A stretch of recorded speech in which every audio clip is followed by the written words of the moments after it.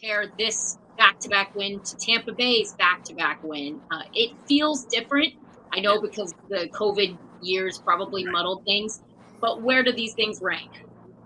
Well, I mean, you look at because there are five teams. You've got the LA Kings who won two Stanley Cups. You've got Chicago who won. You got Pittsburgh who won consecutive cups. Mhm. Now Tampa Bay has won consecutive, and now Florida.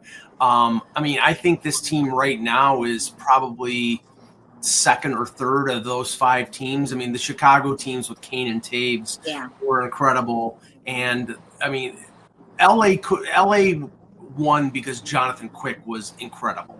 So I would put Florida ahead of them and ahead of Tampa Bay because of the reasons you mentioned. There's a COVID stigma on the Tampa Bay, which is unfair. Honestly, if it's Buffalo, We're a wagon. if it's Buffalo or Toronto, they'll take a COVID Stanley Cup. You know what I'm saying? Yeah. But I'll just say this: it's because what Michael was saying about Bennett and some of the players. I don't know how Florida can sign all three of them. The rumors out there is that Marchand could get as much as $8 million on the free agent market. If that's the case, he's, after being underpaid for many years in Boston, I think he's probably going to end up going for the money.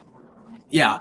Now, Bennett supposedly can get $10 million out there in free agency, but I find it hard to believe. I mean, they can replace him. They can just move Lundell in the number 2 center, and they'll probably be just as good.